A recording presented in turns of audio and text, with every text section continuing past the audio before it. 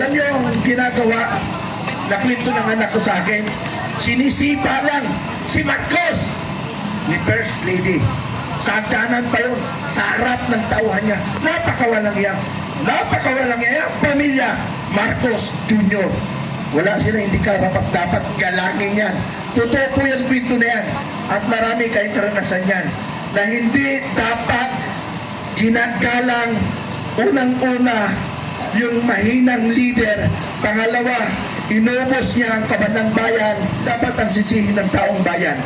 Unang sisihin natin, si Secretary Gibo.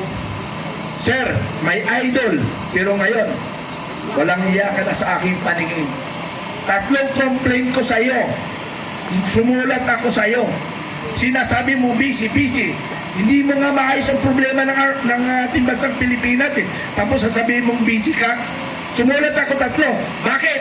Mayroong 4.9 billion sa loob ng armed forces sa aming retirement pension benefits. Hanggang ngayon, tinatago nila. Kaya ngayon, bawal ang pumasok ng kampo. It's because of that. Bakit? Kasangga nila eh. Kasangga ng Pangulo yung NPA. Tingnan mo ha. Kaya may kasabihan tayo mga kumpa. Ang mas matalino daw si Pangulong Marcos Jr. Mas matalino siya. Nagulat ka ako bakit mas matalino ang Junior eh. Nasapawan pa yung talino ng kanyang ama ni Senior. Bakit matalino? Kawalang yan daw. Bakit siya matalino? Dahil lahat ng kalaban ng ama niya ay kakampi niya. Tama hindi? Tama hindi? Tama! NPA, Liberal Party, Ilawan, mga kaparian, kakampi niya o sino pa, may dagdag pa, Pinklawan pa. Tingnan nyo, humingi ng awa sa inyo na sana magising kayo sa katotohanan. Ako po ay lumuluhod sa inyo na nagmamakaawa po ako sa inyo na sana po magising na kayo na ang ating bayan kinakawawa na po. Walang nagtatanggol. Kami lang po ang nagtatanggol dito. Gusto nyo ba kami na lang magtanggol at kayo ay masarap? Kaya nakikiusap po ako sa taong bayan, magising na tayo sa katotohanan. Lubog na loob ang ating bansa. Maraming pong salamat. Ako ay ang hindi simsim na PNP! Ako ay tayong lahat! Ako ay ang Pilipino!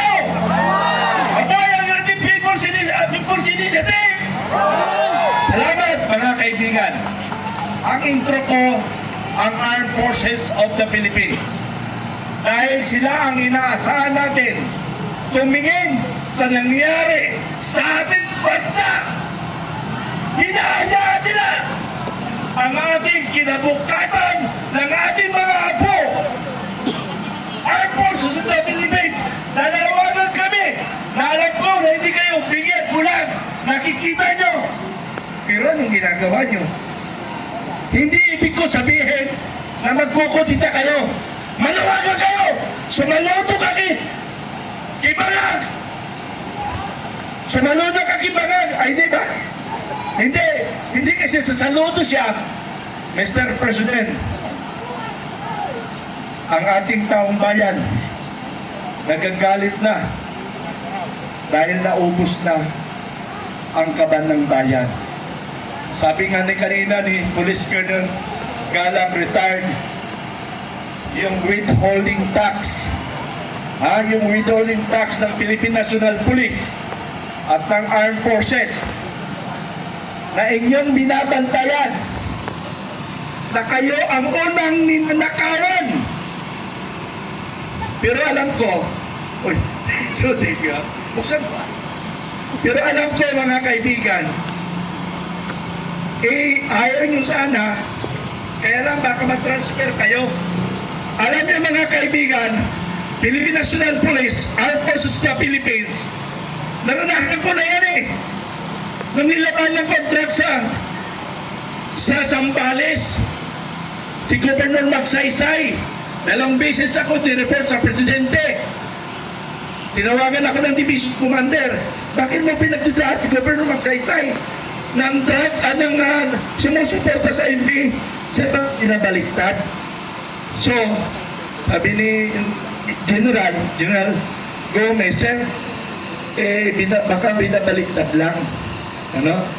So, mga kababayan, kayo mga Philippine National Police at saka Armed Forces of the Philippines, hindi naman kayo papatayan eh. Kayo lang ay i-relieve sa posisyon. Tama hindi? Eh, bakit natatakot ka sa posisyon? Ano bang hinahanap nyo sa posisyon? May pera ba dyan? Ha? May pera?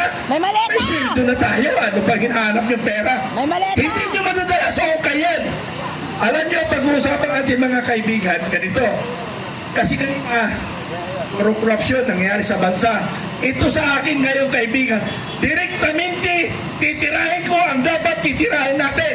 Kasi para magising sila sa katotohanan, bigi-bigihan sila ba? Bawal na magburay. Ha? Ano? Ano? Kaya na yung magmura? Okay, ganito mga kababayan. Inuubos ko ang boses ko para marinig tayo sa buong mundo na ang ating bansang Pilipinas, the worst, pinakamatindi ng ating bansa.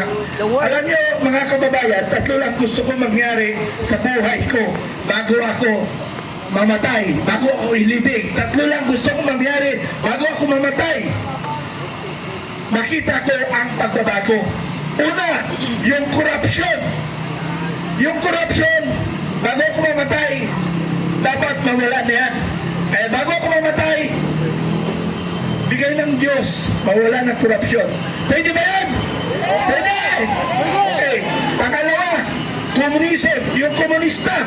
Yung komunista, number one kong kalaban yan, ay Philippine National Police. Armed Forces of the Philippines. Bakit hindi nyo ubusin yung mga NPA? Pero sabi na, ubus na NPA. Sabi ko sa inyo, ang NPA sa Pilipinas ay hindi yan mauubos, hindi yan matatapos. Ilan years, 75 years, 100 years, how many years? Hindi matatapos ang NPA kung may korupsyon sa bansang Pilipinas dahil may issue sila. Ako mismo, karanasan ko yan. Magmula second lieutenant ako bago hanggang nag-retired ako, ang trabaho ko sa ground, hinahanap ko ang mga sinungaling ng mga NPA. Yung mga makabayan black na yan, ang titindi nila, ang kakapal ng mukha, napakasinungaling, yan makabayan black. Pero nakatanggap ng malita. May credibility pa ba ang mga makabayan black? Tumanggap. Oy, Philippine National Police, Armed Forces, bakit hindi yung tingnan ninyo? Mayroon na ba kayong report doon? Pero kung may report man tayo, pagdating doon sa misa ni Presidente, ibabasura lang yun. Bakit? Kasangga nila eh. Kasangga ng Pangulo yung NPA. Tingnan mo ha. Kaya kasabi ng, may kasabihan tayo mga kumpa, ang mas matalino daw si Pangulong Marcos Jr. Mas matalino siya. Nagulat ka ako bakit mas matalino ang Jr. eh. Nasapawan pa yung talino ng kanyang ama ni Senior. Bakit matalino? Kawalang yan daw. Bakit siya matalino? Dahil lahat ng kalaban ng ama niya ay kakampi niya. Tama hindi? Tama hindi? Tama! NPA, Liberal Party, Ilawan, mga kaparian, kakampi niya o sino pa, may dagdag pa, Pinklawan pa. Tingnan nyo. Kaya magaling nga din si Pangulong Marcos sa kagaguhan. Ha? Ang pangatlo ko gustong mangyari bago ako bumanaw sa ibabaw ng mundo, ang bangat na presidente ay dapat matanggal. Pwede ba natin tanggalin? Pwede! Ayan! Yun ang pangarap ko, matanggal si Pangulong Marcos na siya ang nagpahirap sa ating bansang Pilipinas. Ang kasabwat niya nung sa Philippine National Police, si General Torre. Ay! General Torre! Direktahan tayo, hindi pwede tayo paligoy-ligoy. Alam niyo mga kaibigan, marami nagsubaybay sa akin na intelligence. Mayroong mga claims, sir. Nagsusubaybay ako, sir. Pulis at saka sundalo yun. Sir, sige, gampanan nyo lang trabaho nyo. Nasa inyo na ko i-implement nyo. Para basta ang akin lang, ang ginagawa ko para sa ating mga apo sa apo. Kung hindi naman natin maramdaman ito, I'm sure, very sure, ang ating mga apo sa apo ay mararanasan nila ito. Ang mararanasan. Sabi nga ng economic specialist, 68 years! Anim na po, 8 taon bago tayo makapantay sa Singapore. 68 years siya. Ang sabi pa, kung nagdi-deliver talaga ng tama ang gobyerno natin, paano kung hindi katulad nito? Ay 1,000 years. Tayo ang pinakamahirap na bansa sa buong mundo. Okay. Naalala ko pala si Pangulong Dico. Mayroon akong picture na nag-usap kami noong December. Ang ibinulong niya sa akin, ayun na, ang pag-as ng bayan. Dahil ang sinasabi niya, naramdaman niya na siguro maaaring may intelligence pa sa loob na papunta talaga tayo sa kumunoy. Kaya kinakailangan mapalitan ang Pangulong Marcos. Tama! Sa pamamagitan ng taong bayan, kumilos tayo. Dahil ang ating presidente, alam naman natin na drug addict ang ating presidente. Wala sa katinuan. Wala sa katinuan. Alam niyo may mga addict, wala sa katinuan yan. Ang masakla pa ito, yung mga ikasiko dito, ano yun, ikasiko dito? Andres Bisaya. Tingnan niya mga kababaihan o mga kalalakihan. Ang mga Andres Bisaya, pag sinabi ng babae, magluto ka, luto yan. Magsaing ka, saing pa rin. Maglaba ka. Pero sa totoo lang, nakaranas ako niya na, ito ikwento ko sa inyo para maramdaman nyo ang ordinaryo lang ito na Andres Bisaya. Ordinaryo lang ito na Andres Bisaya. Bumisita ako sa isang detachment. Kaya ang hari-hari doon, yung asawa, hindi naman naka-uniform yung asawa. Inutures na tumira sa kampo. Siya ang nasusunod doon, hindi yung detachment commander. So ganun ang nangyayari sa Malacanang. Alam nyo ba mga kababayan, may classmate kasi ang aking anak sa Malacanang sa law staff. Alam nyo ang ginagawa na kwento ng anak ko sa akin, sinisipa lang si Marcos ni First Lady. Sa hagdanan pa yun, sa harap ng tauhan niya. Napakawalang iya. Pamilya Marcos Jr. Wala sila, hindi ka dapat galangin yan. Totoo po yung kwento na yan. At marami kayong karanasan yan. Na hindi dapat ginagalang unang-una yung mahinang leader. Pangalawa, inubos niya ang kaban ng bayan. Kaya dapat taong bayan, makinig. Ulitin ko, kung hindi nakiisa ang mga inaasahan nating pinuno, ay dapat itong laban natin ito ay tapos na. Sino dapat ang una natin sisihin ito? Sino dapat ang sisihin ng taong bayan? Unang sisihin natin si Secretary Gibo. Sir, may idol, pero ngayon walang hiya ka na sa aking paningin. 3 complaint ko sa iyo. Sumulat ako sa iyo. Sinasabi mo busy. Hindi mo nga maayos ang problema ng ating bansang Pilipinas eh. Tapos sasabihin mong busy ka. Sumulat ako 3. Bakit?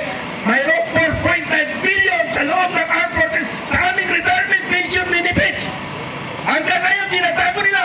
Kaya ngayon, bawal ako pumasok ng kampo. It's because of that. Personalan nila akong tinitira. Pero lalaban ako habang ako'y nabubuhay sa aming benefits. Kaya yung mga police, Coast Guard, ano pa man, sa akin tumatawa, sir, paano mo ako matulungan? So binibigyan ko ng idea, paano tulungan? Kaya mga kababayan, sana ako ay nakikiusap ang taong bayan, sana lumabas na kayo, umilos na tayo. Ulitin ko po, sino ba yung mga... Isa pa si General Torre. Talaga hindi ko makakalimutan si Torre. Di ba General Manager siya ng MMDA? Eh bakit hindi natin nakikita dito sa lansangan? Hoy, General Torre, nasaan ka ba? Ha? Nagwawalis? Dati na PNP chief ka, si Ikamo. Nung CIDG chief ka, si Ikamo, gago. Ang tapang mo. Asan ka na? Wala kang bodyguard. Kaya sabi ko, palawagan ko sa armed forces at saka Philippine National Police, wala naman kayo nagagawa, manahimik kayo! Kasi ang taong bayan lalong nagagalit sa inyo pag nagsalita kayo. Katulad, ang salita, ganito. Ang salita nila, ganito. Eh, hindi naman expiration, punyeta. Bakit pinag-uusapan ba yung mga title? Ang pinag-uusapan yung malita.